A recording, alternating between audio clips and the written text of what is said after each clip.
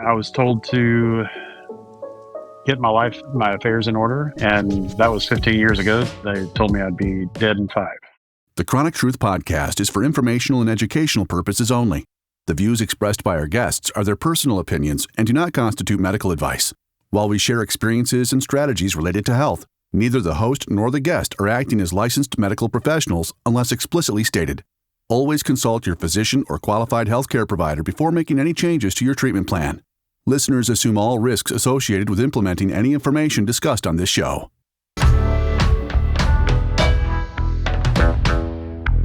Good evening and welcome to the Chronic Truth Podcast. I'm Kimberly Nash.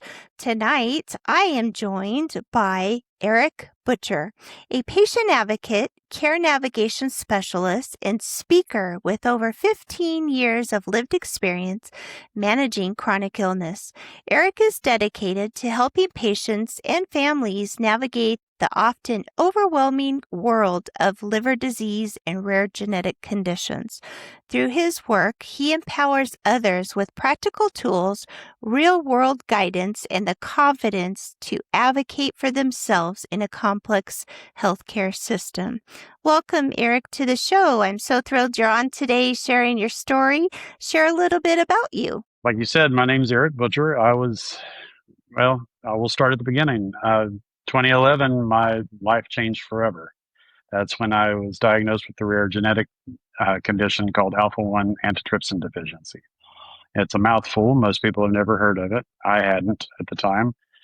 At that point, I had been diagnosed with some mild emphysema, and shortly thereafter found out that I had F4 or stage 4, proper terms F4 cirrhosis of the liver caused by alpha-1, and combined with some of the MASH or fatty liver that had pretty much gone ignored for about 10 years. I mean, it had been mentioned in like 2001, but nobody really said anything else about it. Just, try to lose a little weight. Nothing to worry about. Just kind of excused it. Yeah, and then come about 2012, then I find out, it's not just fatty liver, it's cirrhosis, but most of that was due to the alpha-1 antitrypsin deficiency. I was told to get my affairs in order, and that was 15 years ago. They told me I'd be dead in 5. Fast forward a little bit, I was a lot sicker then. I had a MELD score that was higher, which is the model for end-stage liver disease. It's the score they use to determine whether you get listed for a liver transplant or how soon you get one. Back then, it was about 15. I was about to be in 2015. It was 15, and I was about to be listed for a liver transplant. That's when I found the alpha-1 community, the alpha-1 Foundation, and went to my first conference. Was inspired by the founder of the Alpha-1 Foundation, John Walsh, and everybody that I met there. Once I went to that conference, it was like coming home.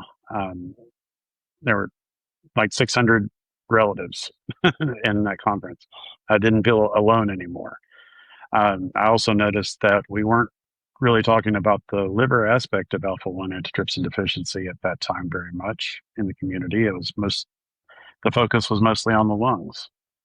So I decided when I came home from that conference that was going to be my mission, was to raise awareness for the liver side of it. Made a lot of lifestyle changes. Lost weight, started exercising, eating better, got off some medications, particularly chronic opioid pain medication for some back injuries I have. Didn't realize what kind of damage they were doing to me physically. But the combination of all that, the lifestyle changes, getting off the medication, and finding the community, the connection, that is what I attribute to now my MELD score's down to 8, which is not that much higher than normal. I mean, still got a rock where my liver should be. Yeah. Still have that, but liver transplant's still in the future, but it's not like a sword hanging over my head ready to drop at any minute. Right. It's like a life or death, got to do it now. Right. And it will probably happen eventually. Maybe not. My goal is to keep my original equipment as long as possible. But Beautiful. Now, does this condition alpha 1, does that cause your liver problems? it does. It does. Okay. Just briefly, without getting into a whole scientific explanation about it, alpha 1 antitrypsin protein, it's a protein created in the liver or by the liver in the body. Its job is to go out into the bloodstream. It travels to the lungs where it neutralizes a enzyme called neutrophil elastase that its job is to clean up all the pollution and the bad stuff that we put into our lungs, or it finds its way there, bacteria even. But that neutrophil elastase is a double-edged sword. It does its job, but then if you don't have alpha 1 antitrypsin deficiency, or excuse me, if you don't have alpha 1 antitrypsin protein to come in and eliminate or neutralize the neutrophil elastase, then the enzyme keeps eating good tissue. So if you have the deficiency, you've got the enzyme eating good tissue, and because of the deficiency, nothing to stop it. So it causes early onset emphysema. Now, with that being said, for example, in my genetic mutation for alpha 1, it causes the protein is misfolded. It polymerizes and gets stuck in the liver. It can't get out into the bloodstream where it belongs. So that misfolding polymer in the liver eventually becomes fibrosis and later cirrhosis. Not everybody gets it and gets cirrhosis. Not everybody with alpha 1 has the lung disease. Some have lungs, some have liver, some have both. I'm one of the lucky ones. I got both. Wow. And this community that you found when you were probably first diagnosed, like you were saying, you felt alone because you didn't know. I've never heard of it. So this is huge that you're on sharing about this and enlightening our listeners about this condition, because I had no idea. So this is good information. Yeah, when I first heard about it, my mom, who's a registered nurse, she had been tested by her GI doctor and had gotten her results back that she was a carrier of alpha 1. We don't like that term anymore, but because the saying is, "Oh, you're just a carrier." That's what we hear from the doctors a lot. Okay.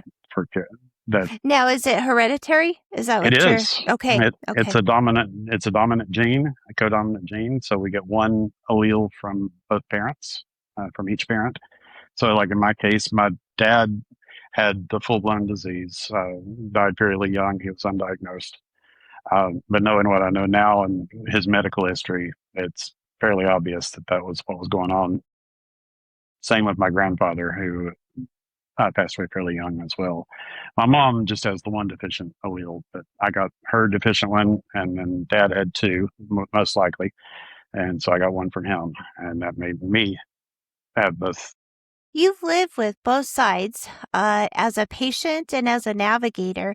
What has been the biggest gaps that you've seen in how chronic illness patients are supported today? Well, the biggest would probably have to be insurance, the struggles with insurance. I'm sure you've heard that with other chronic disease pathways. Uh, when we have doctors and specialists who have focused or devoted their lives to studying these rare disease, rare means less than 200,000 people have it. The doctors prescribe these treatments that are proven to be effective. For example, we receive augmentation therapy via an IV. Replaces some of the protein that our body should be producing and circulating through the system, and its job is only to slow down the progression of the lung disease. That's really the only treatment that's available for alpha 1. So there's no cure. No, there is no cure. They're working on it. There's a lot of stuff in the pipeline research, and we're even working on our first drug for the alpha 1 liver disease. So it's in phase 3 trials. So we'll fingers crossed that's gonna do good. The insurance companies seem to be directing our healthcare, especially in the rare disease space. The doctor says we need it. It's proven as effective, but then you have to fight to get it to the insurance companies. So that's probably the biggest gap. The next would be, as far as in the world of healthcare, would be the length of time for diagnosis and having providers listen. And that's where I come in with the prepared patient. Is I help patients learn how to be prepared for these visits, especially these initial specialist visits. I mean, we can have up to 12 to 15 different specialists that with medical records scattered across 4 or 5 different portals, and nobody talks to each other. So that's a big gap. We're constantly told, especially in the initial phases when we're first starting to show symptoms, oh, you're experiencing anxiety. Here's some antidepressants. Basically it's all in our head. And then finally you get that one person that listens and runs the simple blood test. It's not even an expensive blood test. You just need And that one person to you just need listen. somebody to write the order to do Mhm. it and draw the blood for alpha 1. And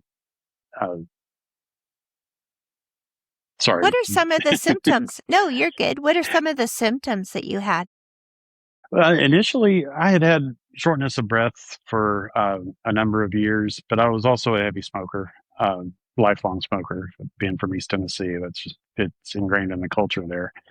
I was a smoker, so it was always all my chronic respiratory infections, the pneumonia, I had it multiple times throughout my life.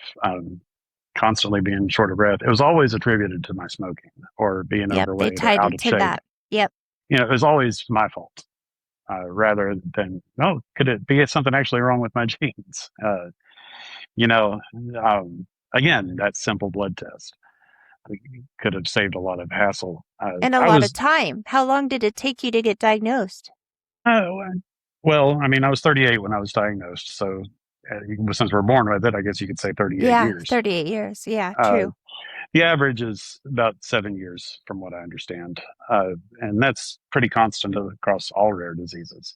My diagnosis story is a little different because of my mom having been tested, and I was in the hospital for digestive issues, which makes sense now because my primary issue is liver cirrhosis from the alpha 1. Yeah, and I think that's something. It's the symptom of liver disease right there. Is the constant brain fog. My brain Yeah, just and stops. yeah, I suffer from that too. Excuse me. With cirrhosis, brain fog is a high symptom, along with fatigue and digestive issues. Did you have any other symptoms besides those? Well, as far as what brought me to the hospital, why my mom called me, I was inpatient for testing, trying to figure out why I was throwing up every day violently So for nauseated. Yep. for weeks. I couldn't. I was actually. I had gone back to college to finish my degree, and I wasn't able to go to class because It would just unexpectedly come out of nowhere, and it was violent, and nobody knew why. Turns out it actually wasn't related to the alpha 1 or the liver disease, but it was the catalyst that got me tested. But funny story is, I actually had to insist that that I be tested for alpha 1. Um, and then once I was home, it took a couple of weeks to get the results back. I got a letter in the mail. I'd actually kind of forgotten about it. Just my mom made me insist. My mama would have beat me She if would have I. been. So my mom's a Sounds like nurse. my mama. My mom's a nurse and a clinical educator, so yeah, she made me promise. So I pushed the issue in the hallway on the way to a colonoscopy, I think. Oh, jeez. But the doctor did order the test after we argued about it in the hallway, and a couple of weeks later, I'd forgotten about it. The letter came in the mail, and it said I was severely deficient. My serum level of alpha 1 protein was severely deficient. Follow up with my family care provider. And, oh, by the way, I'm discharging you from my practice. And this happens frequently too. I personally, as soon as I got handed that pink slip with Hep C, I was basically go to an infectious disease doctor and kicked out and treated, differently. And I don't think we're the only two in this chronic community that's going through that. So, Well, and it's a process of learning how to advocate for yourself. We're told by everybody, you got to learn how to advocate for yourself. You got to learn how to stand up for yourself. Okay, great. Who's going to teach me how to do that? for someone that's newly diagnosed with a complex condition like liver disease, what are 3 things that you should do to advocate for yourself effectively? Well, the first thing is to realize that these specialist appointments are going to likely last 15 minutes. That's likely all that they're going to give you. And your chances are you've waited 3 to 6 months or longer, depending on where you live, for the appointment. So you have built up all of these questions, all this anxiety, all that you want answers. Preparation is the key. You got to know how to go into this 15-minute appointment with your doctor, hepatologist or pulmonologist, whatever the case may. In my case, endocrinologist, because I actually have 2 rare diseases. But Good. one developed later on, and One later on. yeah, I think it's a result of medication and the stress my liver puts on my body. It's adrenal insufficiency, or Addison's disease. Yeah, I developed that, was diagnosed in 2022. So, which is actually a lot harder to deal with than the other. Is it But really? it is. Okay. It's just constantly monitoring symptoms and taking steroids to make sure that you're not getting too low on cortisol. Interesting. But I digress. Preparation is the key. Preparation, don't have 100 questions written down to go into the doctor. He's not going to answer them all. Top 3 questions, how to deal with it's almost like snack bites. You can't go in expecting everything to be addressed all at once, especially not the first visit. So yeah, preparation is the key. Second thing is understand that this isn't an adversarial relationship. Advocating for yourself doesn't mean being confrontational. It doesn't mean, arguing or bullying your way to get what you want. I mean, there are times for being firm, and that's how I got it tested for alpha 1. I had to be firm, but I was most likely also labeled as difficult, and we kind of don't really want that either. It's all about alignment. And if you see a doctor and you guys aren't aligned, patient and the doctor aren't aligned, find another doctor. There are others out there. Now, I say that, but in rural areas or in some of the smaller population states, that's going to be hard, especially with hepatology and pulmonology. They're not a dime a dozen. Yeah, they're in the major metropolitan cities, actually. Right. I mean, I drive 2 hours to go to the hepatologist or pulmonologist now. I live in California, but I'm in the Central Valley, and yeah, we have So there's pulmonologists. nothing. Okay. We have pulmonologists here, but no hepatologists. I have to go down to LA is the closest. To get to there. Yeah, so I go down to UCLA for that. Let's see. So preparation, and then not being adversarial, but trying to be in alignment. I guess I'm saying with that, don't be afraid to fire your doctor if it's necessary, but do it in a professional way. And that's one thing I talk about, is how to make sure how to choose your own care team, and don't let the system choose it for you. But essentially, Do your research. Yeah, for sure. Third thing, the most important: find a support system. A support network, community. Community is healing. It's empowering. Without that, I'm sure I would be a lot worse off than I am at this point. what I do as a support group leader with the Alpha One Foundation, as an advocate with United Liver and the other organizations that I'm affiliated with, that keeps me going. The prepared patient brand that I've built or that I'm building, that's the things that keep me going. And what a great tool that you're offering through experience. I find for myself when I like this new diagnosis of MS that I'm trudging upon right now, I don't know anything. I don't know anyone that's have it. I know what it is, but it's linking myself to someone that's had the experience going through it to help me guide me on the next step. Even though I am an advocate for liver disease, I'm learning now to be an advocate for MS or neurological, like peripheral neuropathy and stuff. Yeah, I'm still learning to be an advocate for the adrenal disease. This is April's Adrenal Disease Awareness Month. So yeah, I'm still learning it because it took me a few years to get through that whole process of learning. Okay, what does this mean when my body does this? Yes, yes.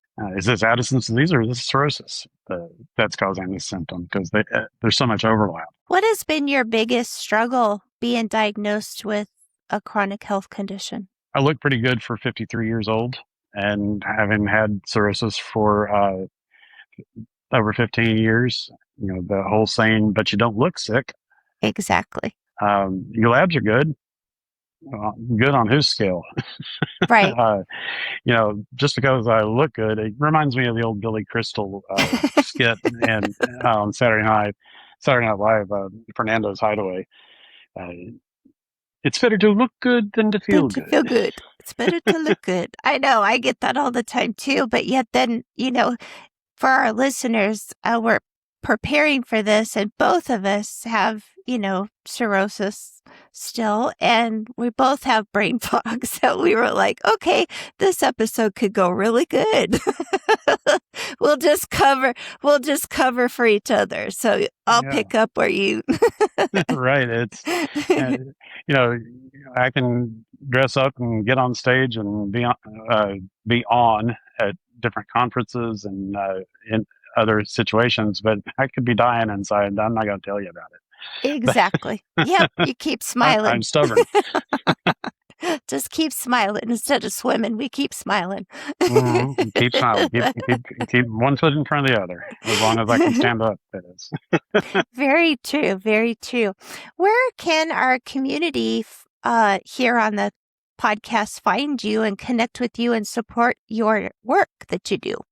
Well, currently I am on LinkedIn and Instagram, and my handle is at Eric Butcher Official. Just kept it the same all the way across. It's also my handle on YouTube. That channel is coming soon, and it will be the Prepared Patient channel along with the podcast. All focused on being a prepared patient and learning how to navigate the complex world of healthcare that we find ourselves. Well, I appreciate you so much, Eric, for coming on and sharing and being, just true about what liver disease is as far as brain fog and sharing the real story. It's really impacting the community, and I know a lot of listeners will certainly appreciate this. So thank you. Oh, well, I certainly appreciate you having me on, Kim. This is great what you're doing, too. I'm glad I could be here and help support your work in a small way. Well, thank you. And for our listeners, if you've been impacted by this or any of our episodes, I encourage you to go to our website, chronictruthpodcast.com, and share how this has touched your life. Or if you have a show idea, let us know that as well. And until next week, take care.